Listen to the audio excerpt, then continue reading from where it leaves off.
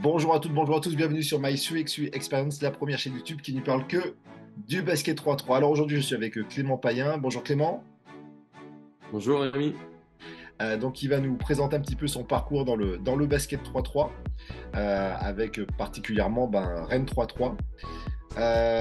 Cette interview sera décomposée en trois parties. Aujourd'hui, la présentation générale de Clément, puis la semaine prochaine, on va aller sur le basket 3-3, et enfin, dans 2 semaines, il nous présentera un petit peu plus en détail son parcours à Rennes dans le 3-3.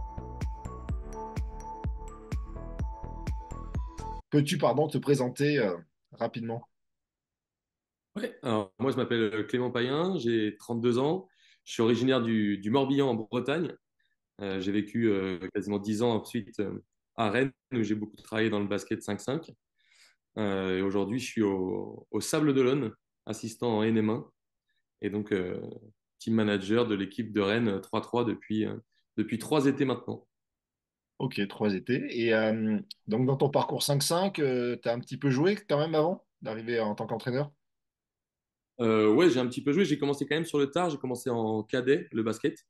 Avant, je suis issu du monde du foot, autant de D'accord. ma famille que quand j'étais jeune.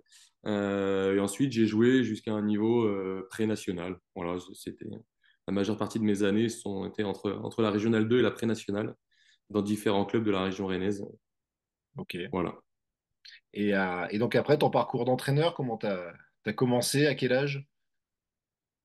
Alors moi, j'ai commencé du coup un peu par hasard, on va dire. Vu que je suis arrivé tard sur le basket. Ensuite, je suis arrivé à Rennes pour toute autre chose. Je travaillais à Decathlon à l'époque. Ouais. Puis je me suis aperçu que ça me plaisait pas. Et du coup, la Ligue de Bretagne avait ouvert un BPGEPS cette année-là. Et moi, j'étais en train de passer mes formations d'entraîneur, voilà, mais animateur et initiateur, je crois, à l'époque, ça s'appelait. Mhm. Et donc, du coup, c'est Christophe Evano qui a proposé ce BPGEPS. Et donc, on est deux à être rentrés en formation et en stage à la Ligue de Bretagne au Pôle Espoir. Et donc, j'ai commencé comme ça, en passant directement mon BPGEPS basket et en intégrant directement une grosse structure quand même, un pôle espoir pour commencer. Donc j'ai un peu débarqué dans un monde que je ne connaissais pas, mais je pense que j'ai eu beaucoup de chance, parce que du coup je suis tombé sur Christophe Evano et François Brisson, qui étaient mes deux tuteurs de stage à l'époque. Et donc j'ai été mis dans le grand bain très vite, et je pense que j'ai été bien formé dès le départ, donc j'ai eu cette chance-là. Donc voilà un petit peu comment ça a commencé. Et puis ensuite, j'ai eu mon premier emploi, on va dire, sur la CTC de Liffré, qui est à côté de Rennes, qui est un club avec pas mal d'équipes jeunes en région et qui aujourd'hui est en N3 masculine. Et donc là, voilà, j'ai coaché des U20 régions, des U13 régions. C'est le club où je jouais aussi en pré-national. Ok. Et puis ensuite, en parallèle, j'ai coaché la nationale 3 féminine de passé. Voilà, donc tout d'abord en pré-national, puis on est monté en N3 pendant 3 saisons, avant de partir. Avant de partir il y a 2 ans, il y a 3 ans même maintenant, à If, à côté de Caen. J'étais assistant en National 1 féminine de Morgane Debrosse. Malheureusement, c'était en plein Covid, donc on a fait 4 matchs et fin de saison. Donc ça s'est vraiment pas passé comme prévu. Et donc derrière, je suis revenu à Rennes, du coup sur les U18 France de Rennes. Donc là encore une nouvelle expérience sur des garçons, parce que j'étais beaucoup sur des filles avant. Voilà, avant d'arriver cette année au Sable d'Olonne en NM1. Voilà, donc Ok. déjà pas mal bougé. Et donc en termes de formation, donc tu as passé ton DE? Ouais, j'ai passé mon DE en 2019. Ouais, j'ai eu mon DE en 2019 et j'ai eu le DHJB 3-3. Bon, il y a eu une seule promotion, hein, dont on faisait partie tous les deux. Ouais. J'ai eu mon DHJB 3-3 aussi, le diplôme d'assistant vidéo sur le 3-3 et je devrais passer celui du 5-5 l'an prochain. Et alors maintenant que tu nous as présenté ton parcours dans le 5-5, comment t'as débuté dans le 3-3? Comment t'es arrivé là-dedans? Euh, Pareil, un petit peu, enfin, non, pas par hasard, mais si je suis tombé il y a un ami à moi qui m'a emmené voir la Coupe du Monde de 3-3 qui a eu lieu à Nantes. Je sais plus quelle année c'était. Je crois que c'était 2017, C'est ça, ouais. si je dis pas de bêtises. C'est ça. Et du coup, c'est vrai que c'est la première fois que je voyais du 3-3, on va dire, fédéral, parce qu'avant, j'en ai fait plein quand j'étais jeune. J'étais un fan des tournois 3-3, mais ça n'avait rien à voir avec ceux d'aujourd'hui. Et donc, je suis littéralement tombé amoureux de la discipline quand j'ai été voir cette Coupe du Monde. Et donc, derrière, j'ai créé mon association qui s'appelait 12 secondes avec deux amis à moi.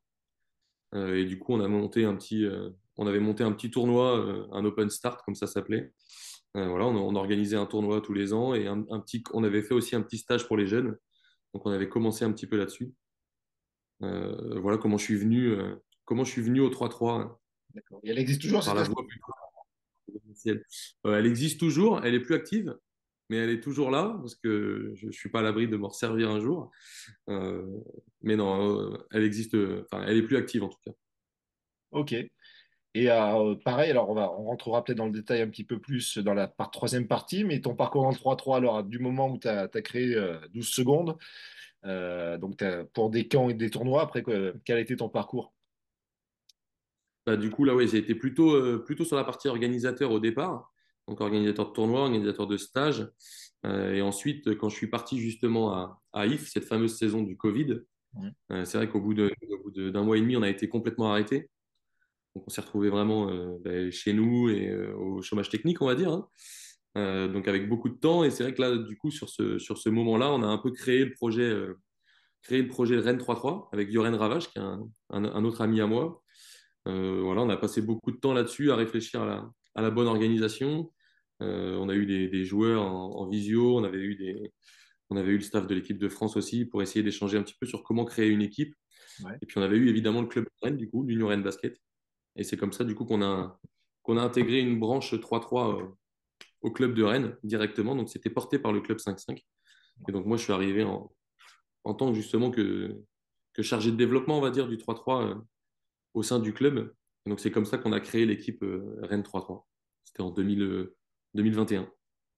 Clément, merci d'avoir pris le temps d'échanger avec moi sur sur ta présentation, que ce soit dans le basket 5-5 ou dans le basket 3-3. On se retrouve la semaine prochaine où tu vas nous présenter un petit peu euh, ton rôle dans le basket 3-3 et un petit peu comment, en tant qu'entraîneur, tu vois les choses.